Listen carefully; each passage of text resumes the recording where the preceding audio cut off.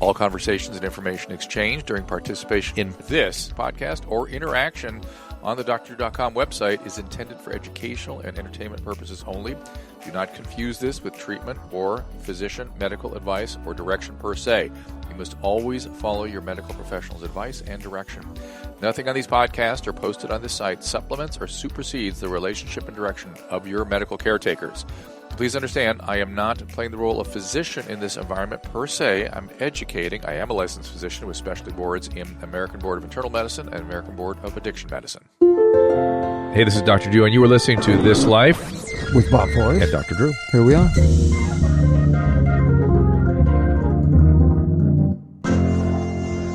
Ladies and gentlemen, boys and girls, gather around that Galaxy Android device of yours and get ready for another episode of This Life with Bob and Drew. Now you're excluding the iPhone. Yeah, no, I'm getting away from the iPhone.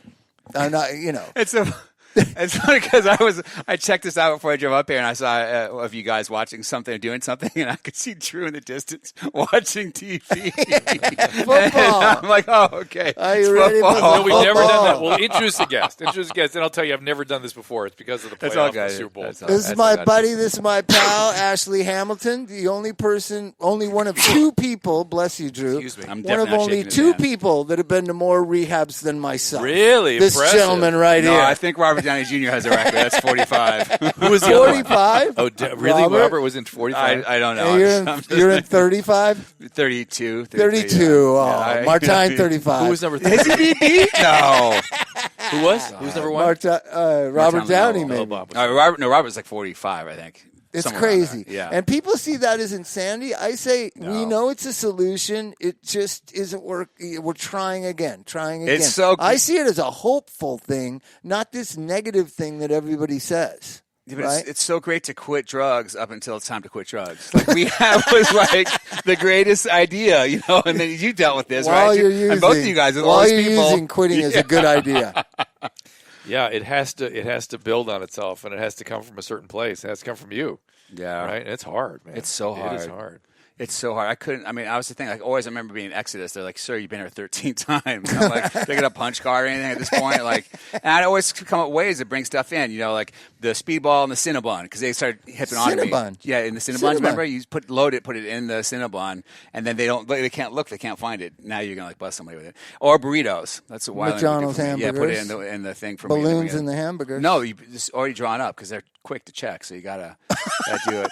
And I years later, I saw a guy named, do you know Dr. Cartaya? He's a doctor. No. He's like, you don't remember me, do you? And I'm like, no. I'm sorry. He goes, I saved your life. I go, you did? Should I thank you or no? But he goes, you OD'd, flatlined in Exodus in the shower, and I had to revive you because it was, I had the hospital room right there and stuff. Yeah, I couldn't stop. But it's so hard, and you deal with that too.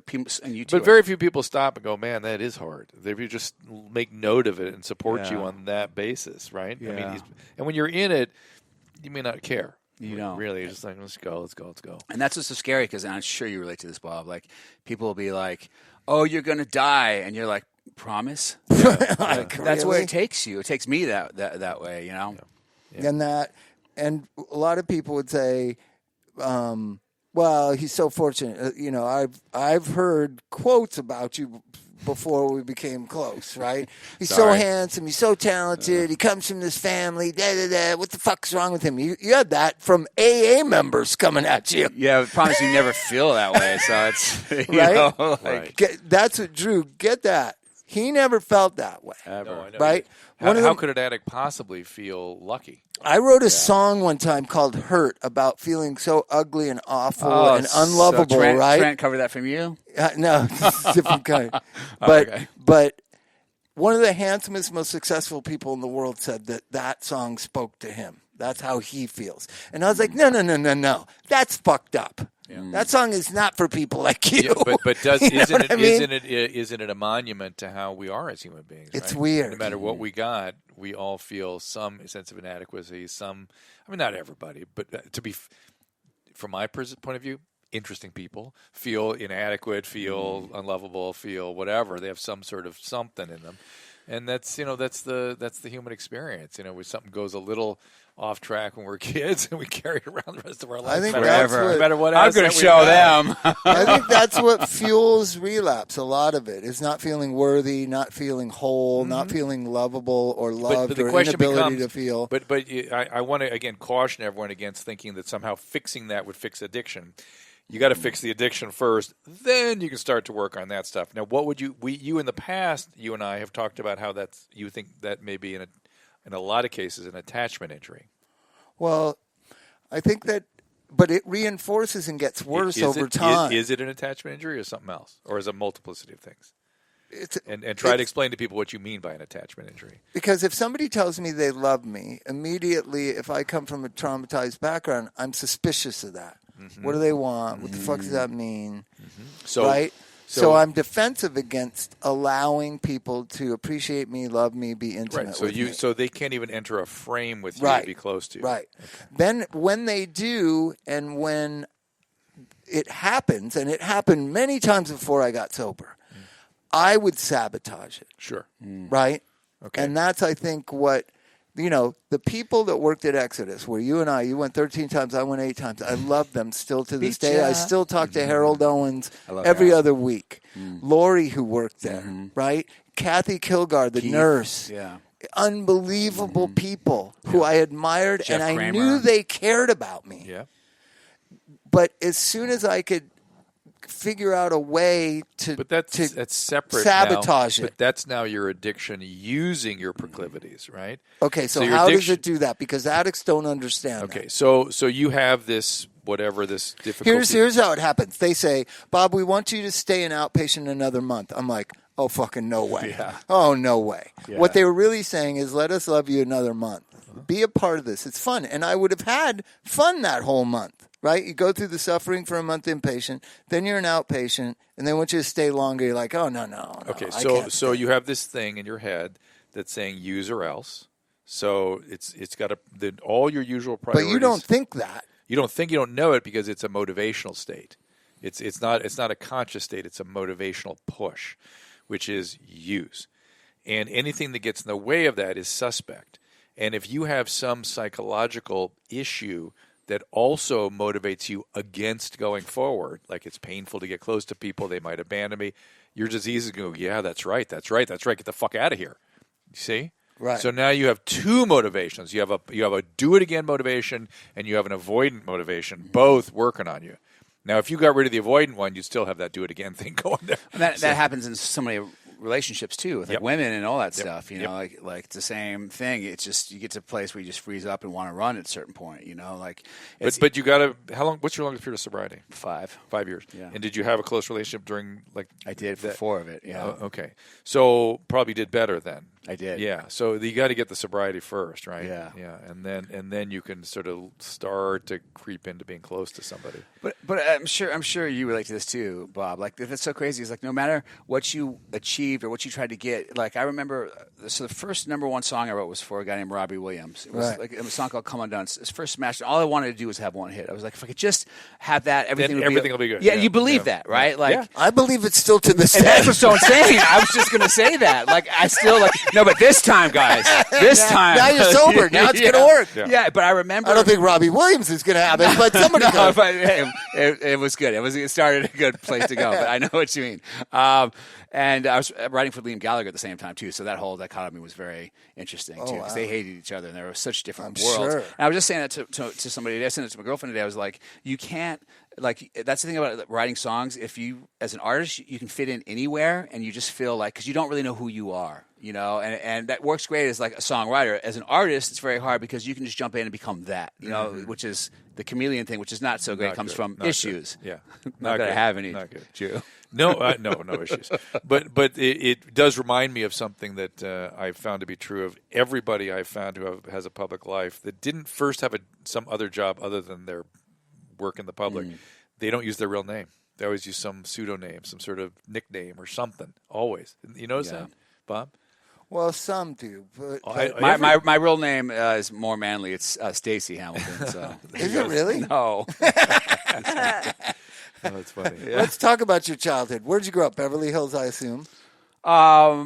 Yeah, I grew up Beverly Hills, Santa Monica. You go to Beverly Hills High School or Crossroads or Brentwood Academy? Where'd you go? Okay, I'm trying to remember it all. These are all those schools where all drug addicts come from, Drew. The best schools in Los Angeles. I went to Elroy. My mom married Rod, right, when I was 3 or 4, I guess. What was that like? Freaky? We'll get there. Do you got any Valium so I can talk about it? We don't want to trigger you. No, it's fun. And then they had a child right away, did they not? They did. How'd that go for you at 5? It was all right. I mean, it was different. Did you like having a little brother? I don't know. I'm not sure. It was a sister first. Oh, sister. But I'm not sure. But I thought you and Sean are about the same age. How much younger is he? He's 6 years younger than me. You know who was a friend of mine at high school was Tony Peck. Oh, of course. They lived right next door to you guys. Right next door. Yeah, yeah. Isn't that weird? I know. That's the great about the areas. You don't know who your neighbor. You might know who your neighbors are, but you never have one conversation with them. Because everybody's just in gates. You know, like we don't want any walls, but everybody has big walls around everybody. Like, it's so crazy. Oh, the liberals don't want walls except around their estates in Beverly Hills. Which are massive. Neighbors are too much, anyways. That's Gregory Peck's son was. Yeah. He's been doing great forever, though. Really good. Yeah. And so he was an addict as well. Oh yeah. Interesting. Yeah. But it's fascinating. So I grew up there, and then my dad at 12 is like, kid, my real dad. He's like, you got. I'm like, your real dad. Who George. Every time I see your eyes, I think. Well, I don't know a lot, but I know he played Evel Knievel. Yeah. That's all. He every time I see him on a commercial or something, I'm like. I try to explain who Evel Knievel is, and that your dad played him in the movie. It was just, I was like, how old when that came out? What year did that come out? It was late 70s, right? Yeah, I was like 17 or something. How many times was he on the Johnny Carson show? I don't know. Hundreds. I swear to God, he was there all the time. Really? Drew's like the George Hamilton of podcasts. For sure. He's a great storyteller, though. He is I've spoken to your dad before. Yeah. But how did he convince Evel Knievel to let him play him? Because Evel Knievel wasn't the easiest guy to deal with. He's a great hustler, I got to tell you. Is he? He's got the gift of gab, man. You're talking about Evel Knievel, Drew, at that time was the biggest rock star. There was Muhammad Ali, Evel Knievel. George Hamilton convinces Evel Knievel, who's about the same age as him, to let him play him in his biopic. Yeah. And then he gets John Milius, who wrote Apocalypse Now, to write it. Holy but, shit! He didn't know how. He's like, I don't think so. And finally, John Milius goes to my dad, okay, George, I want guns, gold, and women. And he's like, my dad's like, I can do that for you. So he just gave him a ton of drugs, put him up in Palm Springs in his house, and they stayed there and wrote Evel Knievel. Oh, my God. Have you ever seen it, Drew? Never saw it. Lauren Bacall plays because the wife, right? I think I was aware. Reporter. Yeah, the reporter. I think I was sort of aware of what Evel Knievel actually was as a human being. Oh yeah, and I didn't dig it. Oh yeah, my dad said he was a scary dude. Yeah, scary alcoholic. I want to know what it was like living with Rod Stewart. Okay. Okay, back to Rod Stewart. Oh my God. His hair moose babysitted me once. That's all I can say. Right. No. It was cool. I mean, people ask that, but you just don't know difference, really. You know, like what's it like to grow up and you just don't know anything different as a kid, I feel like. So did the musical side come from that part was awesome because they would rehearse in the garage there all the time. Remember the bass player, Chinese guy? Chin. Well, there was Carmine. No, the bass player. There was Jim. I bought his amp. I don't remember. They had white amps. They had like ampegs put with white. I think that was later. That was 70s. Was that 70s? Right. Yeah. I can't help you out with that, Bob. But Chen, his name was. He was a really good bass player. Yeah. But so you grew up around music, then you know that songwriting is the most important part of music. Correct. That you were taught at a very early age. And I think a lot of musicians, children, know that. Okay, because what is it Rod Stewart thinking about? What is Liam Gallagher thinking about? What is everybody who makes music thinking about all the time? Writing songs. I thought you were going to say drugs. Well, drugs. When they're not thinking about drugs. Well, you have to have something to motivate the writing of drugs. Yeah. I mean, the writing of songs. Yeah, and so you learn that environment. I always had so many nerves. I hated being in front of people. I hated playing. It made me so uncomfortable. I would shake, and I had spastic colon. And they had me on phenobarbital. Oh my God! Early 13. Yeah, early. Shit, that made where this all kicked in. Yeah, it's terrifying. I mean, you understand something when they expose your nervous system to those kinds of drugs early. It amplifies the effect, right? Yeah. And some people just don't have that, and I had it. I hated doing live stuff. Writing, no problem, but the artist stuff, I just didn't enjoy it. I felt really super uncomfortable. It's terrible. Well, what teenager can get up in front of people and perform? That's hard. Well, he eventually did. He got over his stage fright with heroin and cocaine. Yeah, then I was just paranoid on stage. Yeah. It's I'm like, oh, you hate me? Don't worry, I hate me too. It's just going to go down fine tonight. Yeah, we got mutual love. Mutual love. Hey, Susan Bob, has the bass it's player. Tetsu Yamauchi. Wow. Oh, okay.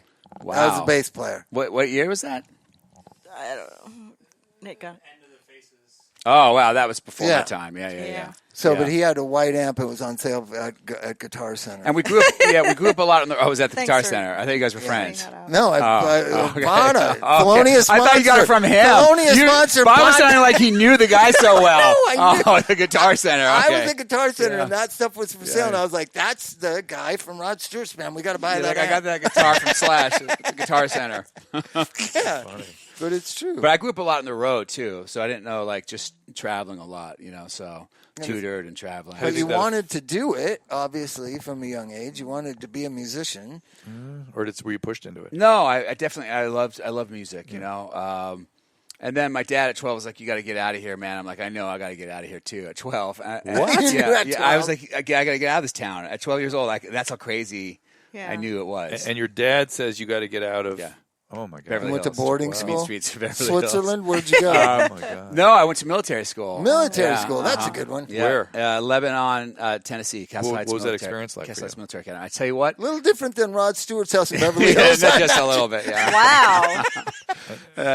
More guys. Were you already smoking So weed? did they know you were doing drugs? No, nothing. None of that. I wasn't doing drugs or anything okay. at that And What point. was this the now reason to George get pushed out? this or George? Yeah, George. but I wanted to go too. My friend Aubin Grant was going to military school. It sounded like a great idea. It's like the early What alcoholic the- thing where you're like, the fantasy of it sounds so great. And then you get there and like, drop down and give me 10, 20. I mean, they give me 10, fatty, because I was really fat. So I said 10, 20. I don't know what I'm saying. But I was really heavy at that point. So, Right. yeah. So I wanted to go. And to answer your question, it was great because you start to learn for the first time that you have to all depend on each other. And the structure and the environment of everybody together like that and the camaraderie is really it's good. Why'd you hate rehab so much? It's the same thing. Exactly. It was no drugs. Exactly. No drugs. Wasn't enough like that. Is the problem?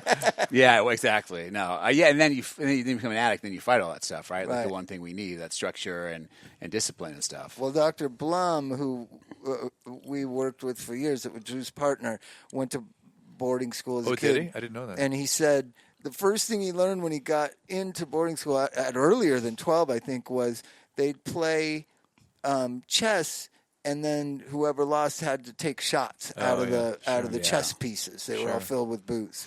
Like that's what you learned So at boarding I school. think you drank each piece as you got knocked off. Yeah, the board. yeah, That's what yeah. it was. Well, I got kicked out that following year, so I went to those kind of schools, but military school wasn't like that yet. Yeah. And then you come back to Hollywood, what, at 16? No, yeah, 15. When did you start 14? your first band? Is then, right? 14. I got signed to Atlantic at 14. Oof. Okay. Yeah. That is not. So what's the difference between Yeah. military school and just And boarding Exodus. school? You learn how to shoot a gun, or Drugs, Uniforms. access to drugs and girls. Uniforms in military school Yeah, too, right? yeah. Uniforms and drills, like and drilling, you like learned how to shoot a gun, or hardcore just and a lot stuff. of Kind physical, of, but they were careful with that stuff because of liability and stuff. But it was run all by military. Oh, And so, I mean, okay. if you did ROTC, you could. Then you do that and you go out and you do all the jumping. All that Wasn't stuff. there a sort of like, movie you know- with Timothy Hutton and all those guys about a military school, and Sean Penn was in it? Oh, Taps. Yeah. Taps. That was great. Was yeah. that your experience? No. You didn't Now- take over the school? No, I was too much of a pussy to do that. They paddle you there. It would hurt. And I was Paddle like, yeah, you? I'm definitely not taking over school if they paddle you. Yeah, I was like, not about it. Not do about they it. get a lot of kids that are Trouble? juvenile delinquents and stuff I don't like that, Or know. is it just more I- rich kids with I don't know. parenting problems? it's a mix. It's a mix. It's a mix, but it's so regimented. How do you say the word? Regimented. Thank you. I knew that. Don't mock me. That you say, I'll just look at you. you say, yeah, that your sergeant, private first class, all that stuff. So there's, Hierarchy. I was just and kids, I think so, yeah. young males Yeah. respond to hierarchies like crazy. Yeah. we really respond to them. Yeah. So Yeah. then you come back, you get. I had always heard you had your first band when you were 16, so you're 14, but you didn't really have a band. It was just you, right? And then you had to be in a band, make a band. You Yeah, had to they make do a all band. that. Yeah, I had some people I worked with. Yeah, at that point. Yeah. And that's when We had pink guitars and stuff and long hair. It was that. The Thank 80s. God there's no videos of that. Now it's horrible because Google just ruined your dating life because they can look back 30 years. I'm glad they couldn't look back 40 years. So then even worse. I used to run into your dad backstage at concerts, Which one? at like K-Rock concerts and stuff. Oh, he was always there. Rod? No, not your dad, but Rod Stewart. Oh yeah. Kimberly and Sean, all those guys go to that stuff. But it's. I mean, growing up in that kind of stuff, I guess it's just. You don't know any difference, but you learn real quick that people want stuff, and that's From where you. yes, and there's where your lack of trust starts. You start to find out real early. I was thinking about it as you were talking. I remember Tony being that way too, and I remember that whole just going up into that neighborhood was weird for Hills, me. It was yeah. very like whoa, Yeah. like whoa. No wonder people feel uncomfortable. Yeah. You go into their kitchen and the kitchenette. Here's Fred Astaire sitting there, crotchety old Fred talking to Gregory Peck, and thing like, geez, this is a whole parallel universe, and that people want access to. I don't want to know that Fred Astaire was crotchety. He's happy. Was He's he always not? dancing. I don't Did you guys know remember. him? I don't know. He's in Well, your he was neighborhood. old at that He was point. old and crotchety. Trust me. But it His was feet it hurt. was such a.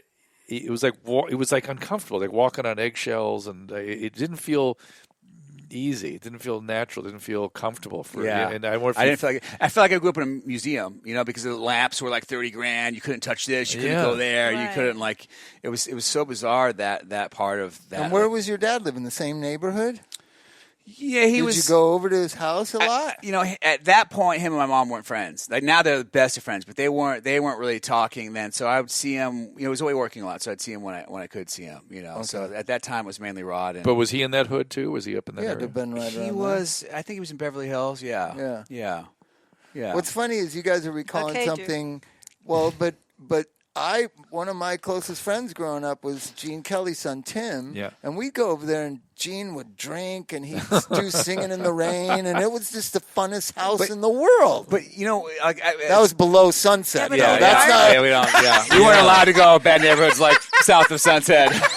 You think I'm kidding too? They wouldn't let us ride south of Sunset on our bike. What was Gene Kelly doing south of Sunset? Well, With bad, you. bad investments, Oh, man. probably. I don't But know. I figured out because you have that dope fiend mentality as a kid. I think it's in you if you had that addict mentality.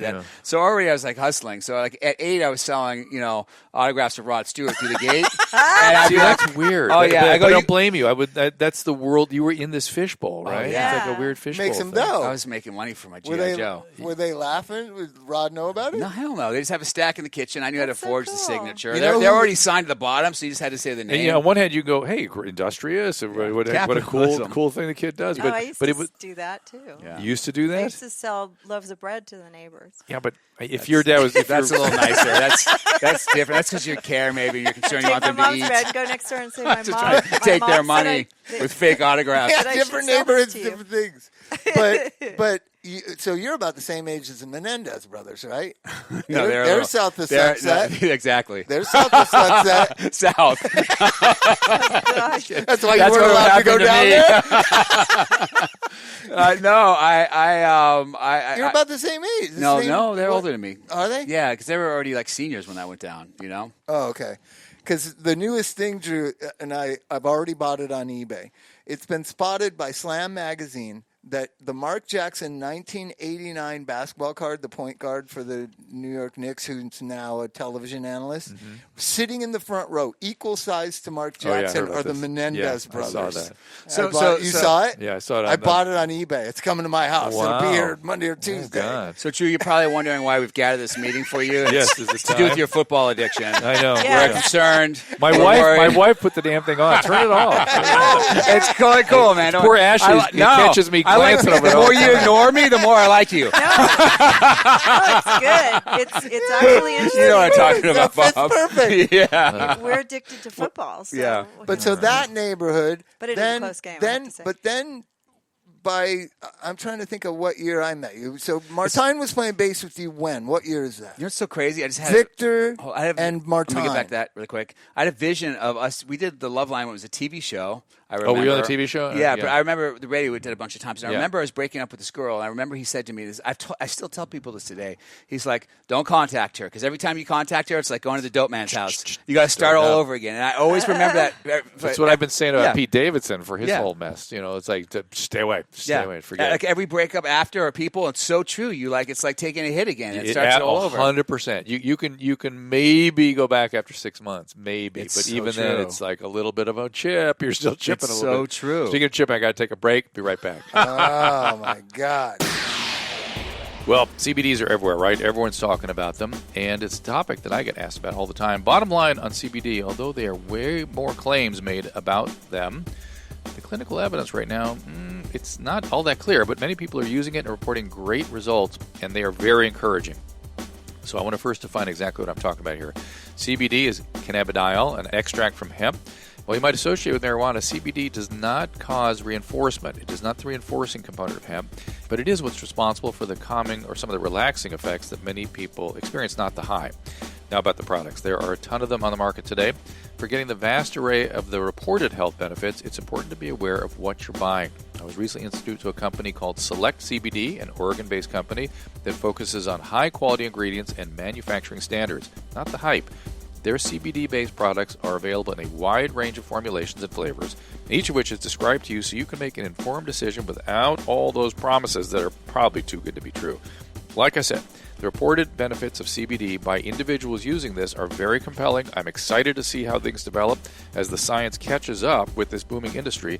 As usual, the public is ahead of the science. I can't make explicit claims yet, but boy, the reports are pretty encouraging. So if you're ready to try CBD, I encourage you to check out Select CBD. To learn more, go to drdrew.com/select. That's on my site, drdrew.com/SELECT. And for a limited time, you can save 25% at checkout with the code DRDREW, DRDREW. Again, drdrew.com/select, and then the code DRDREW. Are we back on? Yeah, Are we we're back on. Okay. Drew, we're back. Say We're we're back. back, Drew. He wants to watch this kick. Hold on. Wait, let's see. Okay. We're back. We're back.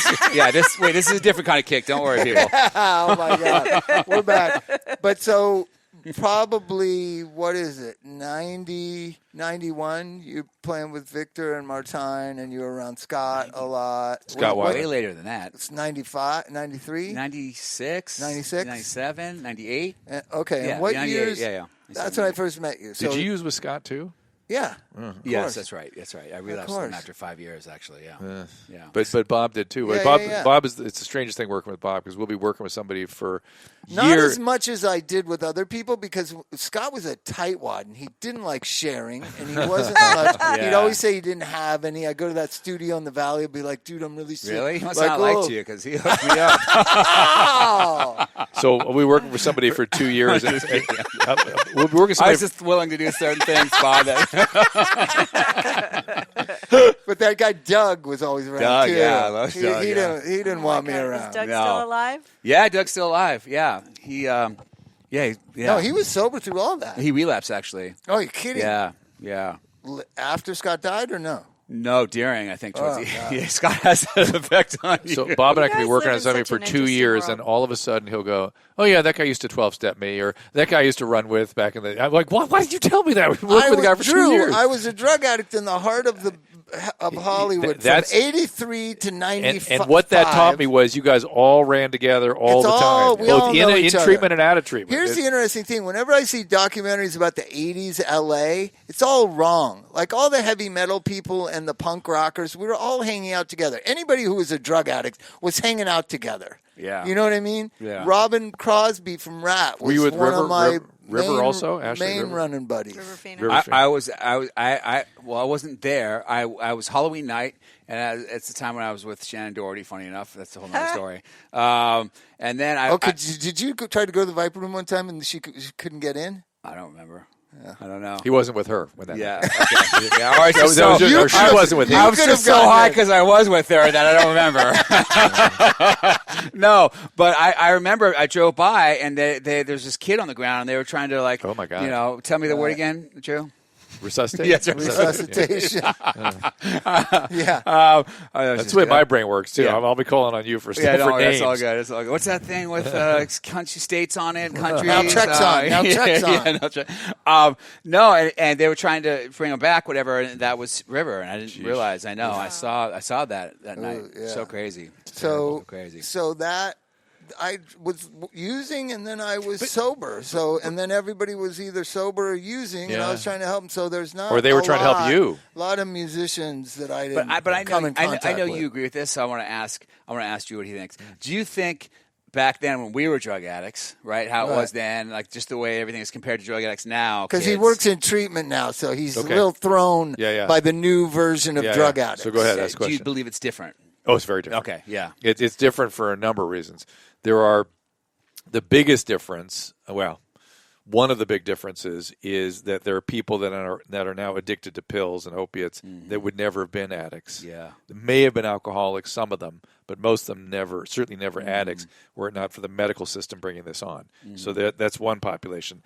The other issue is the younger addicts are not like you guys were when you were young addicts. They weren't selling their stepdad's autographs at 8 years old. Right. They can't even figure out to do that now. Right. You guys had a hustle. You were antisocial, right? You had an antisocial thing, and it was a rebellion and all that stuff. Now it's a capitulation or something. I don't know what it is. I don't know how to describe it yet. I can't figure it out.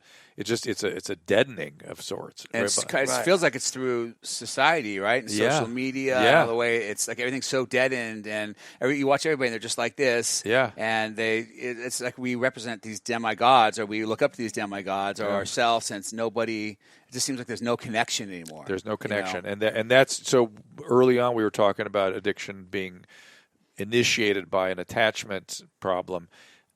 I'm not even sure. This is a different kind of attachment issue. We talk about our early attachment problems. It's not. This is like this is non-attachment, disconnected. But it's a disconnect. It's like a willful disconnect or something. But let me add this.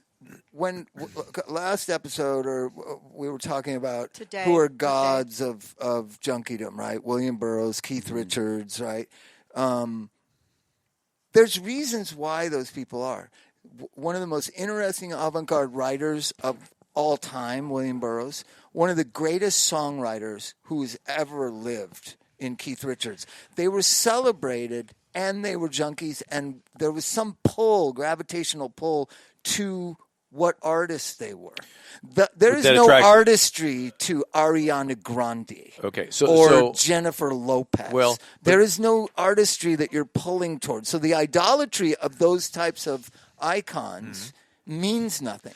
Well, there's no substance. You're passing judgment on cultural values, right? How dare you? First of all, I'm outraged.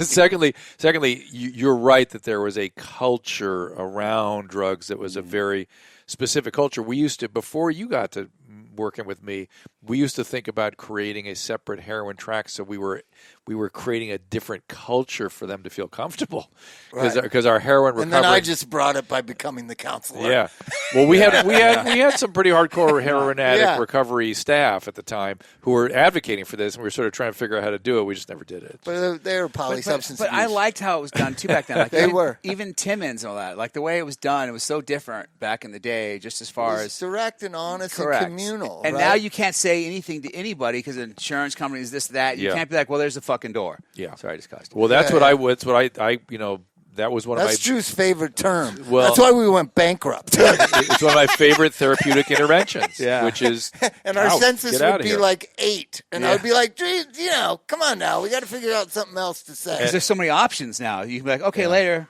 Because at Los Encinas, you ever there as a patient? I visited tons of people. Okay, so they would act crazy, or they'd want benzos, and they knew that Drew would send them up to the front where they could get prescription drugs, right? And that was your thing. Okay, well, then we're going to transfer you. Bye. Goodbye. And I'd be like, now we got nobody. We're going to have to float our second. Well, I wasn't so. Such a hatchet man with that, but when somebody was playing cat and mouse and hiding crack pipes out over the wall and stuff like that, it's goodbye. I know a few of those people. That's it. And what do you think? I'm sure you guys talked about this a gazillion times and don't really want to bring it up, but I'm just curious to hear your view on the whole buprenorphine maintenance thing. So it's fine for the right people. Well, here's our base, and I think I'm going to speak on your behalf. You tell me if I misspeak. We were originally very concerned because both of us got into this field to create recovery, and our sense of recovery was a fully flourishing, mentally healthy individual who was engaged in life fully and being of service and blossoming in the way that we saw so many of our patients blossom. That's what interested us. That's what we wanted people to share. That's what we wanted to bring people to, right? And we saw lots of it. We never thought, oh, this is never going to happen for anybody. It happened all the time. And we never, ever had any trouble detoxing anybody ever. It wasn't as though I was sitting there going, Jesus, how are we going to get these heroin off? I have heroin. I can't get them off heroin. Yeah. Never had a problem with any. 5 days off, done, no problem. Glad I didn't come there. Yeah, but I need like a month. But actually, we were pretty good at it. We were pretty good at making it comfortable. I mean, Saints, baby. okay. But be that as it may, so when buprenorphine came along, there's actually no game on it. You okay? Sorry. Oh my I don't God. know what happened. So then buprenorphine came around, and they were trying to pressure me to use it as a detox med. The reason I didn't is having an opiate or a benzodiazepine on the unit made it impossible to run the unit. Because everybody wants it then. Because everyone's spinning about getting the drug. And our nursing station was integrated into the treatment unit. Remember, if you ever visited there. And so I was like, no, I'm sorry. I can't run the unit like that. So I'm just going to make a decision that we're going to have a certain philosophy of care, a certain way of doing care. Now we're many, many years later, and people are saying it's malpractice. If you don't put people on replacement therapy, the risks of a death are too high. We didn't have people die very often until doctors started putting people back on opiates. Our heroin addicts did that. Our alcoholics died more than our heroin addicts, if you remember. So you didn't do benzos either? No benzos. No, like we use for alcoholics. Yeah. We use Librium, but what about for opiates? No. What would you use? Phenobarb. Oh yeah, phenobarb, of course. Yeah. That's the old time. You're Clonidine, familiar with Robaxin, the good old chlorohydrate when we could get that stuff. Good night. Like green pills. Sometimes, but I'd use a lot. Yeah. You know what I mean? And I'd use a ton of it, and We'd it would have work. people like there was a term there, like they'd be complaining. Like if you were there as a client, you would have been complaining. For sure, guys. Let's get that straight and right now. One of us would have just said to the nurse, which is Sasha, put him to sleep for a while. Yeah. We would. I could for a do while. that Exodus too. Yeah. Yeah, we could do that for you Because we your don't blood want you pressure, miserable. we'll take you down. 80 over 50, is that when you go to sleep? Totally. That'll be all right. And the doctors nowadays, and I think rightfully so, the quality of care is so poor. It's just not that great. It's all over the place. You lower people's blood pressure to that, they're going to die. But I'm telling you, they're going to smuggle drugs in. Something bad's going to happen. Somebody's not going to do their check.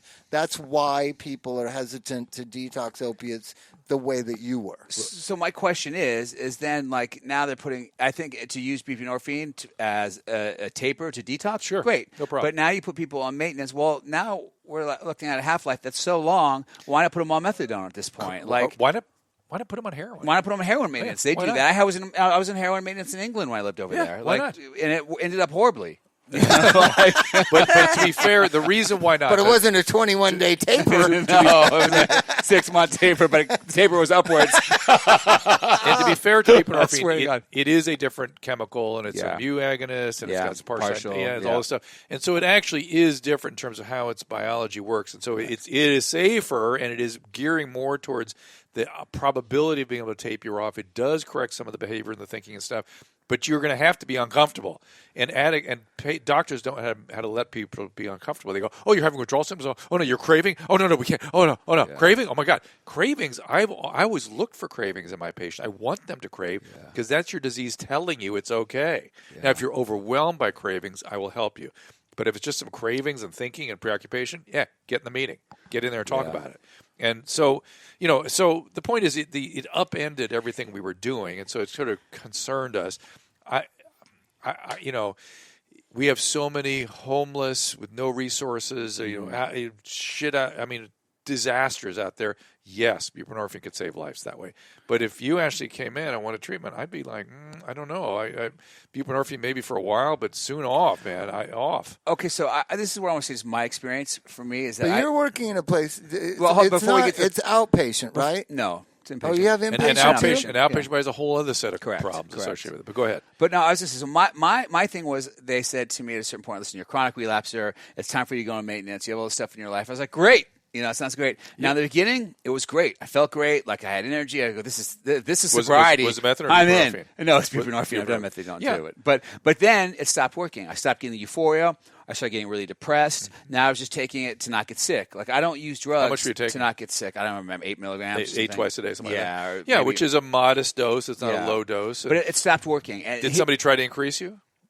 I don't even put you at 16 twice a day or something? Yeah. No, but people report this depression a lot, I especially was real unmotivated. drug addicts. I was unmotivated to do anything except sit there and watch TV and not go out, whatever, how it affects the brain, But you got to understand that there are lots of people in my field who would say that's a treatment success. Yeah, not for me. Not for me either. Here's the issue. I need to be able to connect with this man right here and know I'm the same way he is. And we have no fucking secrets, and we're the same. That's how I recover. And if I live this secret, and I would argue that's the magical realm of spirituality, which is that space that you two create together, and that's where brains heal. Brains heal one another, and especially from horrible spiritual maladies like addiction. Otherwise, you're doing a half measure, and you're sort of making somebody chronically ill. And maybe that's the best you can do in some cases. I would hate to see that for you. And it's just not good for me. I've tried it, And I know I'm living a lie, and that's the worst part. It kills me inside. And then I'm just like, well, I might as well go shoot dope, So I'm not saying that doesn't work for everybody. I'm just saying that's my experience because I work in a treatment center where there are people on that medication, and that's fine, for them. You have to be careful not to judge, right? Yeah. And maybe you weren't there when they originally got on stuff. You don't know how bad they were and stuff. But here's how I would articulate it. I am profoundly concerned by the excessive enthusiasm for this stuff. Correct. Well, but let me Correct. be and the studies devil's they advocate. say, like, I'll be devil's advocate. spaces. So You got some in your pocket? No, here's the thing. That's Nick Rankin. 20-year-olds, when we were 20, if there was the dope on the street of how we used when we were 20, we'd be dead. We wouldn't be doing a podcast today. I'd be dead of a fentanyl overdose. Yes, you would. For sure. Yeah. So would you. But that's we would have another. died. But that's So another they're issue. up against something Yeah. that I would rather have them on Suboxone and Than in dead. outpatient Yeah. just until we can figure out this fentanyl thing. This Yeah. fentanyl thing, I think they're making headway about it. They are. But there was a huge death last weekend. Like, was a where big- 12 people OD'd in one neighborhood One or room. something. One room. One room.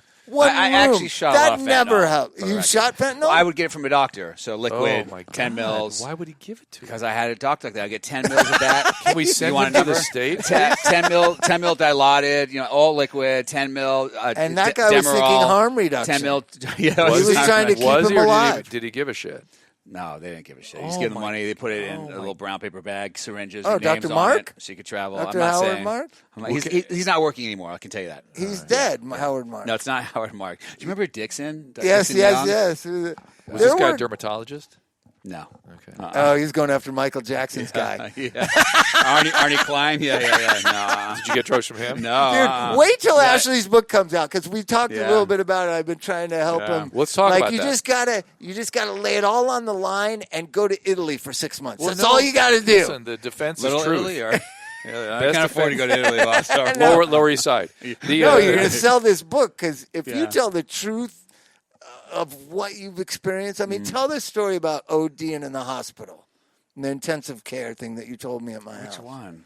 Which Were you one? I in love that. intensive? Yeah, I know. You were in I'm so intensive bad. care, and you had Hey, let me ask this Yeah. though. What's up? Your feelings of worthlessness and all that Yeah, stuff let's go to flying it, yeah. around. Is that still intense? That's still flying around? So here's what's so funny with that. Going just doing my KDAC and working in recovery. Now, I believe what they say. I believe that you have to be careful because statistically you can go up, and I see it get to people's heads where they're not like, because it's still a client thing, right? So I work my recovery program still hard. And get an Al-Anon program going. Yeah, and Al-Anon too. Yeah. Very hard. But what it does is it keeps me grounded because this addiction doctor told me once, and it wasn't Dr. Drew, he told me that, listen, he used to deliver kids. And he goes, like, the most painful thing in the world is childbirth.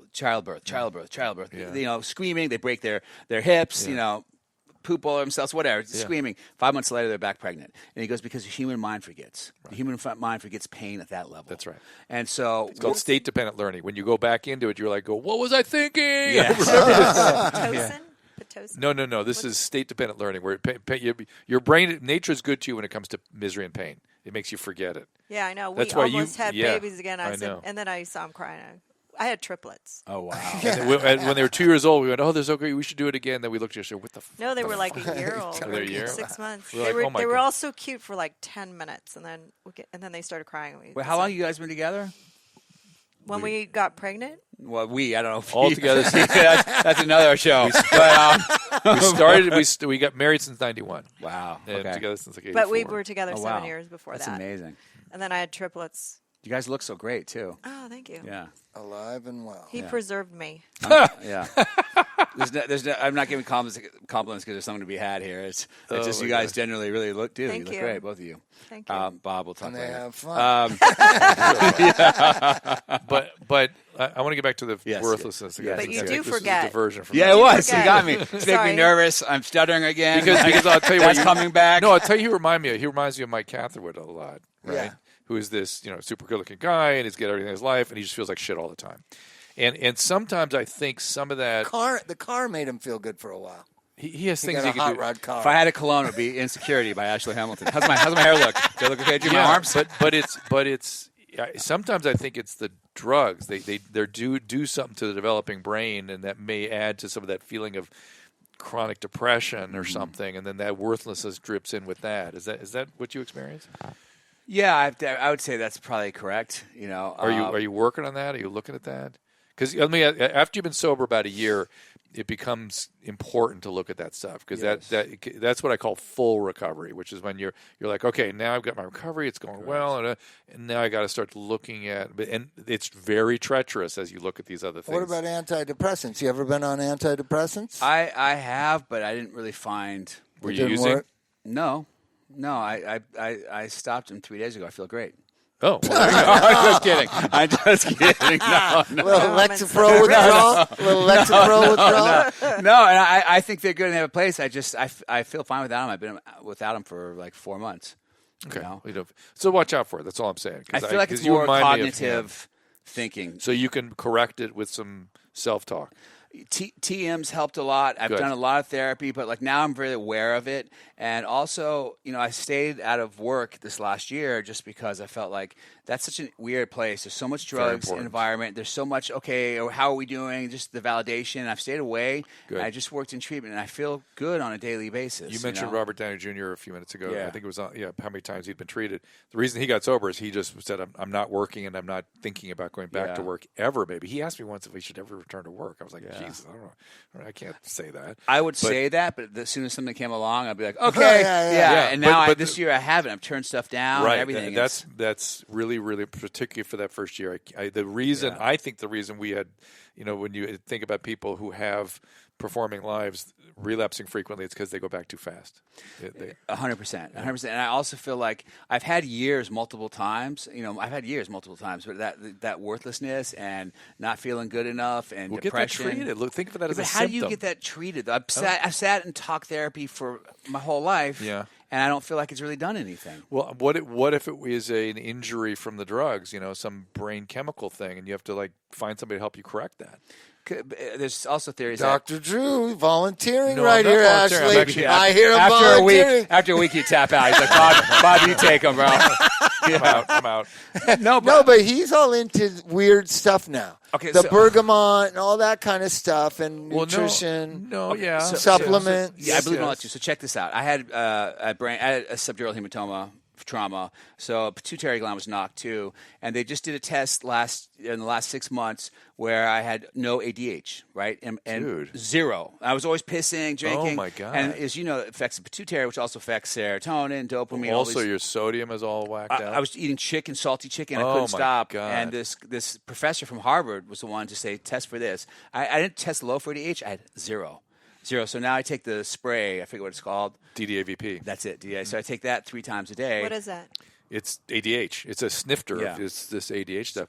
But that should tell you. Yeah. And that should tell you that your brain is needs some support, needs some help. And I feel better. And they said within it takes a couple months to really adjust and start working. You know? And I really feel a huge difference in I'm that. sure. Just cognitive and everything. And Maybe there are other hormones too that are out. I mean, Yeah. did they look at everything else? They're going to take a look again too to see. Yeah, good. But here's I want to ask you this question too. So I am on HRT, and I've seen you. I remember when you were doing the show, you were totally against people who were doing steroids because that. No, I'm in favor of I wish I could take Okay. HRT. I'd love to take Why HRT. can't you? I have prostate cancer. Okay. And Well, that's not a good reason to hormone take replacement therapy. I would love to. Yeah. to I boost take just- it. Yeah, she takes it. Yeah, for estrogen though. No, and For testosterone. Oh, really? I take testosterone. Yeah. Okay. And I would. That's why I my would voice really, is so low. I would. I used to be a soprano. Wait, what are you guys into here? Hold on. What kind of interview is this? No, I'm telling you, you want to was- get hippie. yeah, This guy's a hippie. Yeah. No, I I'm love not. it. I'm just open to ideas, and Yeah. I keep fantasizing about growth hormone because people have a lot of good stuff from that, and I would love to take a little testosterone. In fact, when I had my prostate taken out, it was 7 years ago now. 6 years ago, 7 years ago. I sat down with the guy. I go, in 5 years you're going to put me on testosterone. That's my payoff for all this. I'm going to go Need through. it. Still not on. So it. did Still you afraid. ever take HRT? No. Okay. Well, how are your arms so d- jacked? This I is just know, he the doesn't need genetics. it. What level is your testosterone? It fluctuates a bunch between 400 and 800. See, I'm on this sort of keto carnivore diet. Yeah. It's up with that. But see, there's so many different theories on meat too, which is so back and forth. I can tell you mine's up on the meat. Okay.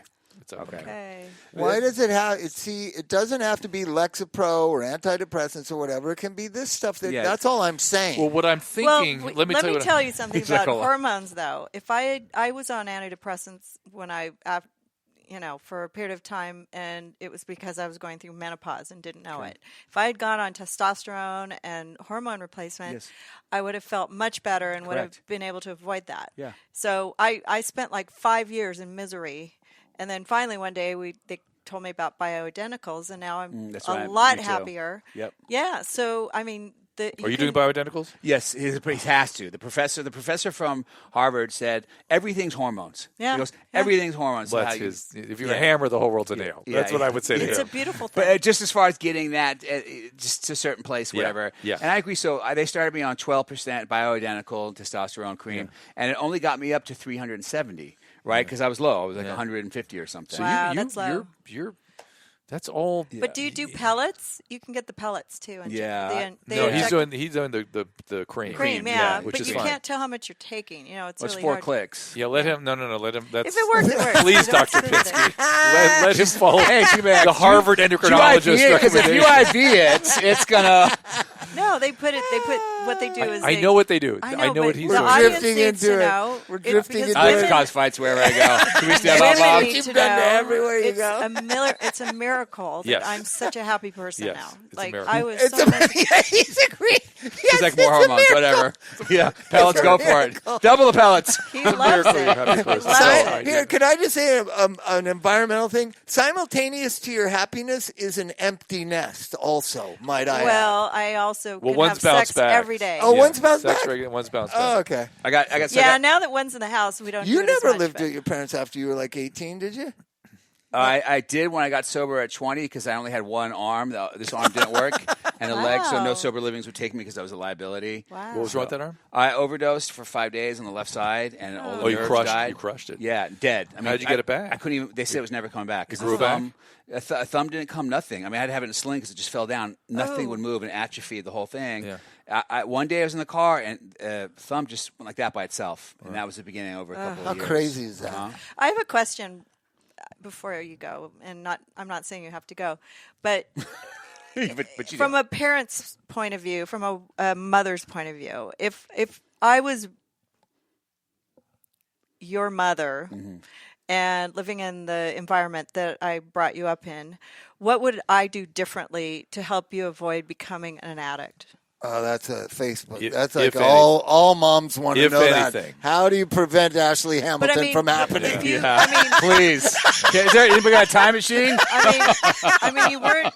Your father isn't a drug addict. Your mother. I think the isn't a drug military. addict. I got one idea. I think the military school is a Let wrong him thing. answer it. I think Let it's him a answer wrong it. thing. I mean, not. I mean, That's you your don't have junkie to be. self But saying It that. reinforces abandonment. I kind of believe in environment being a big factor. I got two questions for you to come back to. This is what I want. Yes, I'm going to answer that. What I'm going to say is that it's DNA part. I have alcoholism all around my family. Oh, okay. My uncle died of cirrhosis of the liver from drinking himself to death. Yeah. On your dad's side or your mom's side? On my dad's side, but my mom's dad was an alcoholic mom. I mean, it's just like Cherokee that got the Indian alcohol blood okay, too. so the Cherokee is a major Yeah. burden. Yeah. That's a Indian- very So it's heavy. hereditary. 50%. Right? All you need is a That's 1/4% Cherokee, Yeah. and that's a heavy hit for addiction. So being in a rock star home with a lot of on the road and being around drugs and alcohol, if you didn't have that, what would have?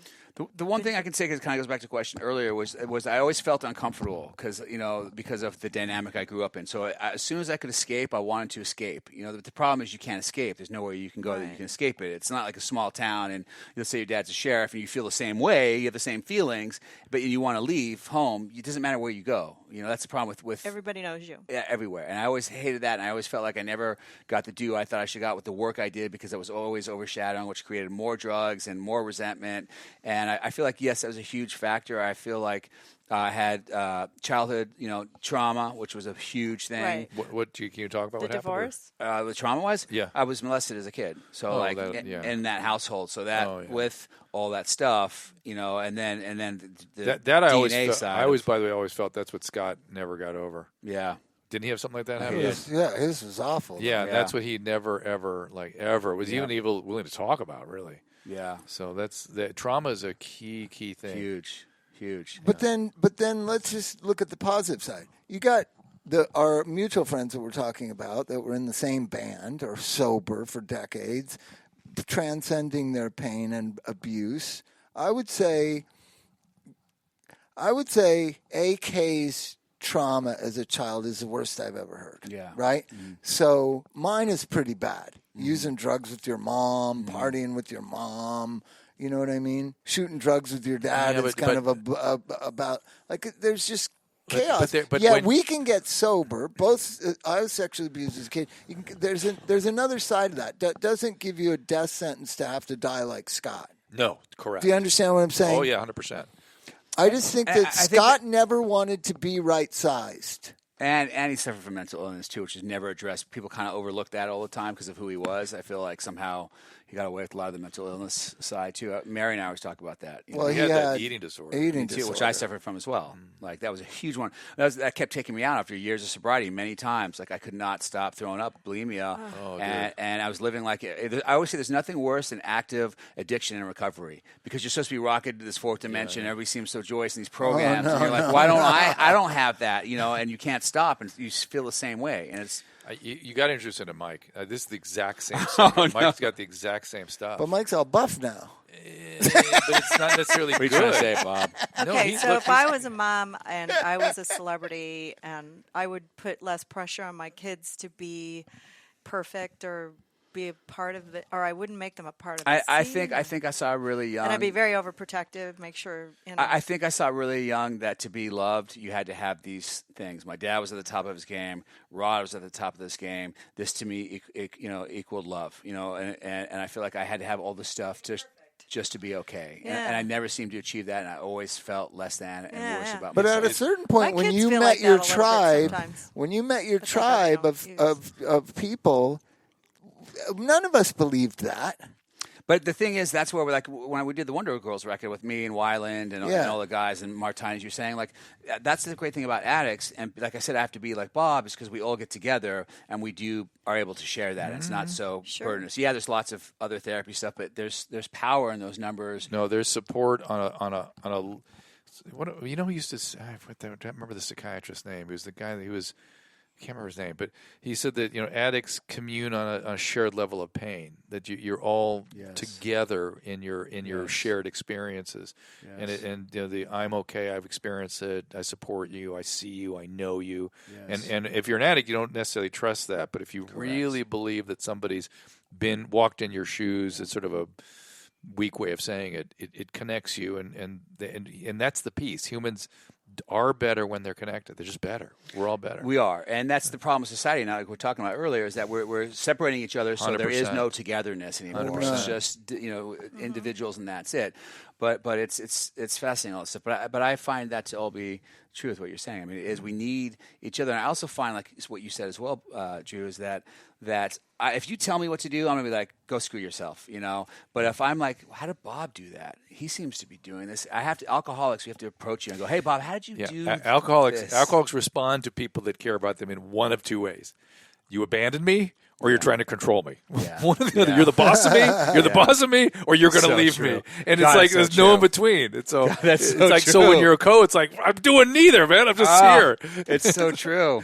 I need to work on that. I feel like it's so true. I feel You're like doing every it, situation though. That's is that. alcohol. You're doing a lot of the things Yeah. that I like. You're staying away from Hollywood. Yeah, You stay with the winners. You Stay live with the winners. You live in See, Huntington Beach, correct? So yes, Newport. Huntington Beach. Oh, Newport. Oh, look at that. That's You live in Newport? I do. No, That's where she's from. I love That's right. Newport. I grew up there. Yeah, I was in Huntington too. I love Huntington.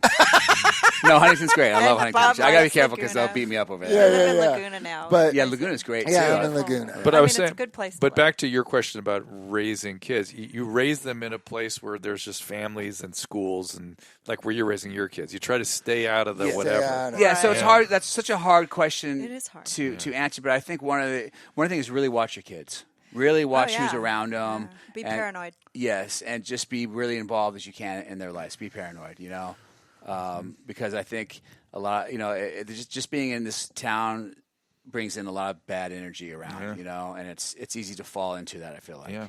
Right. Have time for But it people. also does some Yeah. We good. learned that at a funeral yesterday. This old Chinese guy died, and his message was to have time for people. Yeah. Have time for your kids. Have time for your family. And somebody said to me, I was reading something there, like to show people, like it's not about the conversation necessarily. When you stop at work to talk to somebody, it's not. Don't judge the meaningless conversation. Judge that you're stopping there to honor this person. To be like, I honor you enough to stand here and have this with you. And I would argue that the piece, I'm going to think a lot more about this the next couple of years, but human bodies, two bodies in space, communicate in ways that we're not aware of, that are important. Like us just sitting here, we're all kinds of information is going back and forth. I mean, we look at each other, we look at each other in the eyes, we think and we talk, but really there's this some biorhythmic flow or some God knows who knows what going between two people. And when you allow that to happen in space, in closeness, it's healthy. It's healing. It's good. That's how Gandhi changed everything. The frequency, the vibration. We raise it up when we're together in this, and that's like Which is another everything's- thing. Quickly on TM, how Interception. how is that affecting Sorry. the team? It's like a football team. It's like the closeness between a football team. Yes. And But why do all you guys say my team? My team lost last night? Because these guys don't know who you are. Like, I didn't know you were on the team. I got the shirt. Yeah, totally. It's But- actually kind of cool though, because like this is a huge game and it's really fun to watch you guys I think talk and then watch this at the same time. I think we should do it every week. you Nate's guys are going to teach me the games? You can do that too. Yeah, I'll come yeah. back. So, and- but we don't I talk. think We don't. TM, But we don't talk about. resets the brain. That's what it does. Well, Dan Siegel, if people are interested in meditation, he writes a bunch of books on mindfulness. What's your experience with it? Okay, so I'm going to break it down to this. Bob and I were having a conversation earlier about it today. I believe, so we get to the part of the book in Alcoholics Anonymous where it says, God is everything or nothing. Now, you can replace that and you can say, program is everything or nothing, right? Program is everything or nothing. Now, if it's nothing, I can choose that. That's my choice. But if it's everything, it's also prayer and meditation, right? So it's not like 11 and a half steps. It's everything. And I always left that component out, always left it out. And Bill Wilson talks about in the book many times about meditation and prayer. And I sent Bob, did I send you an article today about that or no? There's an article I read yesterday about Bill Wilson when he finally went to Transcendental Meditation. He said, I finally understood what meditation was really about. And that was like in 1960 or something. But I find that my whole life I've always been, I've always just been like reactive. I haven't been able to respond. Yeah. And I feel like TM has made me able to respond, even though I talk fast and blah, blah, blah, but like as far as my feelings go, or something I think that you've done or perceived, like I can kind of move back. And there's this oneness where you move with whatever that energy you were just talking about is. You start to feel that energy, and you transcend and you quiet down the mind. Now, I've done mindfulness. I love mindfulness, but there's something about TM just about transcending and being awake, and in that. Because 11 Steps says conscious contact, right? Like, I mean, it's so spiritual. And we forget all that stuff, We just hang out meetings. Oh, yeah, I've been through the steps and sponsoring dudes, but we really forget that spiritual part, right? And the word spiritual has the word ritual in it. So it's something I do every day, ritual, Right. And you grow by that. And I would argue that's part, when we talk about full recovery, that's the kind of stuff I think we got to make sure people add in as their primary recovery takes hold. But it's so hard. You have to be like, I know. Desperate for it, and not think it's hokey pokey, You just gotta be willing. Yeah. Bottom line, just gotta be willing. Yeah. That Gentlemen, was, You call me a always gentleman? a good. I'm so glad Always I'm good. so glad you guys found each other. I'm so Yeah, happy me for too. that. Me Yeah. too. It's been fun. Bob's Yeah. going to be my mentor. Good. Yeah. He's just got to Tell call him me. He's all just got what to call not me to back do. more. Just tell him all what not to do. What does he have to do more? Call me Call back back. more. Yeah. Oh, you got to text him. Don't leave any messages. No, I'm kind of the same way. It's the new generation. They call you like they get afraid. They're like, you stalking me? You have to get in line with the Rolling Stones here. Oh yeah. Oh, Bob got got some text from Keith Richards. Yeah, that's understandable. Yeah. Stepdad's Rod He only Stewart. Like, that's going to impress him. That's already down here. I mean, no, that's impressive. He responds to me because he knows he can make money, but that's That's there you impressive. go. We can make money. He knows the hell you'll give him if you don't respond. That's you should come back. Yeah. I'd love to anytime. Yeah, It's great. good. It's great to hang out. Beautiful. I Good to love see you, hanging man. out in this environment too, where it's not so corporate. Like every time I've done good. something with him, still, it's like I don't know. we just sit and chat. This Yeah, whole and thing watch is football. different. Yeah, watch football. We're men's men. It's a weird, different. Why don't we watch this last field goal here? And Yeah, see here what it happens. goes. Over here. Game on the line. They're gonna ice him. It's gonna be It's the No, no, Rams no, and it's the a Saints, 50 23-23 and Time It's out. a 55-yard, Timeout. 57. Time for a field They're goal. gonna do and They called timeout. Of course they're you know gonna ice what? him. I'm just glad we got to see it because if we had heard this had happened, We'd be pissed. All right, thank you, everybody. We'll see you all next. Ashley, It's my thanks. fault. See ya. I'm sorry. All right, that's about it for this episode of This Life. Thanks for listening and subscribing on your favorite platforms. Rate us 5 stars and tell a friend. Also, be sure to visit drdrew.com for the latest news. We'll tell you where you can find all of our health-related content, including the latest in-depth series, The History of Opium. You can now listen to it on the Weekly Infusion podcast. We have some great and very interesting and appropriate interviews with key historical players in the history of opium. We're excited about our newest podcast, Dr. Drew After Dark, which has been described as a dark web reboot of Loveline. It's the hottest guest spot for all the most popular comedians. Beware, it is for a mature audience. It is kind of a reboot of Loveline. You can hear the episodes first in a podcast form Thursday. Then on Friday, you can watch all the video episodes when the YouTube page drops on the Your Mom's House YouTube channel. New episodes every week. Subscribe, tell a friend. Also on Doctor.com, you can find Swole Patrol, our health and fitness podcast with Mike Catherwood. If you want something a bit more refined that will expand your intellectual horizons, please subscribe to the Dr. Drew podcast, where I feature a wide variety of very interesting and important guests. Get in-depth interviews there. Last but not least, me and Adam and Dr. Drew Show podcast. It's a lot of fun, and we are still together, and you can get it 5 days a week. So go to drdrew.com. Please tell a friend, and we thank you for it. And thank you for listening. We'll see you next time.